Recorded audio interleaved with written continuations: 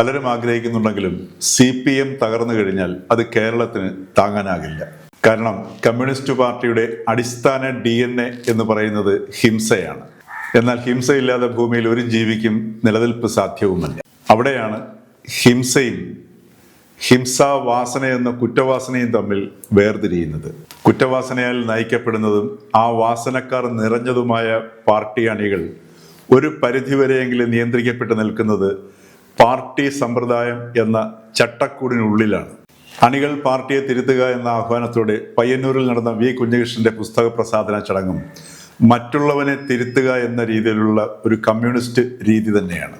അതും പാർട്ടിയുടെ തകർച്ചയുടെ വേഗതയെ കൂട്ടുകയുള്ളൂ.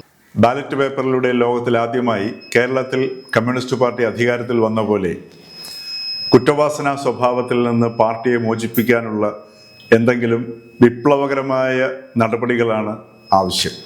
അങ്ങനെയെങ്കിൽ പൊതുവിൽ മലയാളി ജീവിതം അല്പമെങ്കിലും മെച്ചപ്പെടുമെന്നുള്ള ഒരു പ്രതീക്ഷയ്ക്ക് വകയുണ്ട്.